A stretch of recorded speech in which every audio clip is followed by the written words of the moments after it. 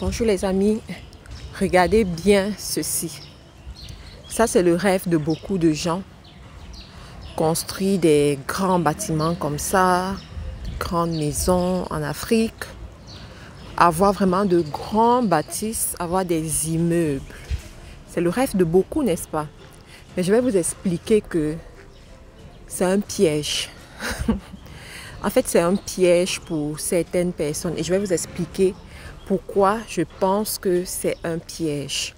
Alors, il y a 3 investissements que les Africains font souvent, à tort, surtout à leur début. Ces 3 investissements constituent un puits de dépenses, un puits d'argent, constituent en fait des mauvais investissements pour eux. Je vais vous expliquer de quoi est-ce qu'il s'agit, c'est quoi ces 3 investissements. Alors le premier investissement, c'est quoi? C'est l'achat d'un terrain. Vous allez voir beaucoup acheter des terrains à leur début.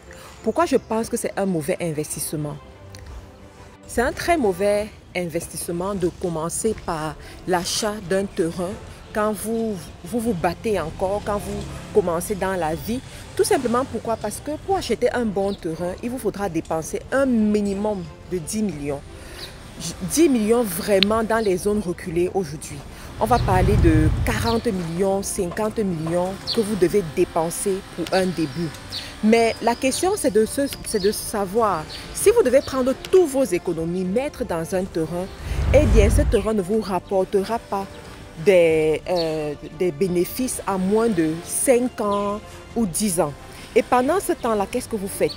Une personne intelligente, qu'est-ce qu'elle va faire? Elle va tout simplement prendre une partie de l'argent, injecter dans un business ou alors commencer un business avec cette partie de l'argent, s'assurer que l'argent produit. Vous voyez, je dis souvent que l'argent accouche, voilà. S'assurer que l'argent produise assez et ensuite épargner ses économies jusqu'à avoir assez pour acheter un terrain. N'allez jamais acheter un terrain avec l'argent que vous avez épargné et quand vous avez vidé votre compte bancaire. C'est un très mauvais placement, très mauvais investissement. Les gens vont vous dire que oui, à un certain âge, tu dois avoir ton terrain. Oui, c'est bien beau, tu dois avoir ton terrain si tu as assez d'épargne pour te permettre de prendre une partie, acheter un terrain sans sentir le poids. Vous voyez? Donc ça, c'est le premier mauvais investissement que les gens font à leur début. Si vous avez assez d'argent, ok, ce n'est plus un mauvais investissement, c'est plutôt une bonne chose. Le deuxième investissement que les gens vont faire et qui vont échouer, c'est quoi? C'est effectivement de construire des grands immeubles comme ça à leur début. Construire des grands immeubles comme ça à leur début à but locatif pour les familles. Je vous explique. Il faut savoir qu'aujourd'hui, beaucoup de personnes qui ont des immeubles se plaignent qu'ils n'arrivent pas à trouver des locataires pour ces immeubles. C'est la raison pour laquelle, si vous passez dans la ville, vous allez voir des immeubles, surtout les grands immeubles là, sans ascenseur. Ils ont toujours une plaque de maison à louer. Vous voyez, mais appartements à louer. Après 6 mois, vous passez, c'est pareil. Après 1 an, il y a toujours la plaque. Tout simplement pourquoi? Parce qu'ils n'arrivent pas à trouver des gens qui vont prendre cette maison-là. Et pourquoi est-ce qu'ils n'arrivent pas à trouver? Eh bien, parce que c'est pas intéressant pour les gens de vivre au sommet en fait.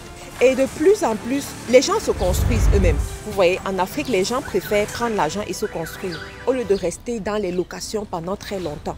Donc, ceux-là qui vont, par exemple, construire des grands bâtisses dans les zones reculées, dans les quartiers, vous allez voir, ils vont peiner à trouver des gens pour prendre leur maison. Et même quand ils trouvent, des fois ce sont des mauvais locataires, des locataires qui ne vont pas payer ce qu'il faut, des locataires qui sont très difficiles, qui payent aujourd'hui, demain ils ne payent pas. Et là, ça fait un manque à gagner. Parce que très souvent, ce sont des gens qui ont pris leurs économies pour mettre dans cette construction et attendre que ce que le locataire donne leur rapporte de l'argent. Et ça n'a pas de sens. Un bâtiment pareil, ça vous prend quoi? Ça vous prend 200 millions. Voilà, ça vous prend même des fois 500 millions avec toutes les finitions. Ça prend beaucoup d'argent. 500 millions, c'est beaucoup d'argent, les amis. Ça vous prend 500 millions. Et il faut calculer à peu près 14 ans pour avoir un retour sur investissement. En 14 ans, vous ne pensez pas qu'un business peut vous rapporter beaucoup plus? Vous voyez?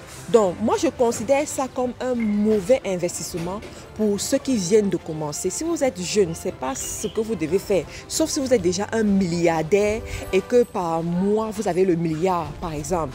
Mais si vous êtes encore jeune, non. Ne soyez pas trop pressé. Je sais qu'en Afrique, c'est le bâtiment qui confirme ta richesse. C'est quand tu montres que ça, c'est mon bâtiment, que les gens savent que tu es riche. Ce sont des mauvaises conceptions, ce sont des conceptions qui ont cloué beaucoup de gens au sol. Et vous allez voir, très souvent, ces gens-là tombent malades. Ils deviennent malades parce que tu as pris le prêt à la banque. La banque, chaque mois, te demande de rembourser, te demande de déposer l'argent. Tu attends que les locataires payent, ils ne payent pas.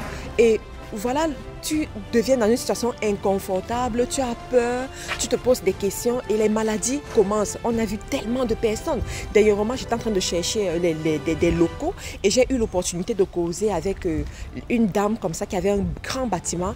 Et je lui disais que waouh, vous êtes très chanceuse, madame, vous avez réussi à faire ça. Elle me dit, ma fille, aujourd'hui, je considère que c'était un mauvais investissement. S'il fallait refaire, je n'allais pas le faire. Je dis, mais pourquoi? Pourtant, ça a l'air beau, on vous respecte et tout. Elle dit non, ça apporte aussi beaucoup de maux de tête. Beaucoup de locataires qui ne payent pas pour leur loyer. Il faut payer, il faut rembourser à la banque. C'est trop. Elle aurait pu faire autre chose avec ça. Donc, franchement, vous savez, c'est bien de chercher l'argent, c'est bien, mais il faut aussi que cet argent vous rende heureux, que vous puissiez investir dans ce qui va vous rendre heureux. Vous voyez, c'est très, très, très, très important. Donc, je voulais attirer votre attention sur ce genre d'investissement. Si vous êtes une jeune personne, vous commencez en affaires, non. Ne faites pas ce genre de placement. Dernièrement, j'ai reçu un monsieur dans mon bureau qui est un homme d'affaires qui prospère vraiment dans les affaires. Il a été en Europe et il est rentré en Afrique et il était très content de sa vie. Je lui demande, mais dans quoi est-ce que tu as investi? L'immobilier certainement. Il me dit non, il n'a pas investi dans l'immobilier. Il a plutôt investi dans l'agriculture. Voilà, dans l'agriculture. Lui, il fait tourner son argent et quand cet argent-là atteint un certain montant qu'il veut, là, il se construit une belle maison dans laquelle il va vivre parce que il y a le bonheur que tu dois ressentir aussi quand tu gagnes de l'argent. L'argent, ce n'est pas seulement pour... voilà, il y a aussi ce bonheur-là que tu dois avoir. Vous voyez, ça, c'est la ville de Douala. Ça, c'est un quartier un peu reculé du centre-ville. Et nous avons quoi? Les grandes maisons, les grandes maisons. Il y en a de ces grandes maisons qui sont des maisons d'habitation. Voilà, la personne y vit. Il y en a de ces grandes maisons qui sont en location. Quand vous voyez comme ça, posez les bonnes questions à la personne. Demandez à la personne, est-ce que tu as déjà récupéré tout ton argent que tu as investi dans cette maison? Très souvent, ils vont vous dire que non.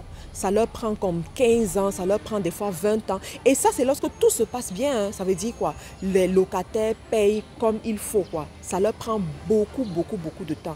Donc, voilà les amis, je voulais attirer votre attention sur cette problématique en espérant que vous ne tombez pas aussi dans les mêmes erreurs.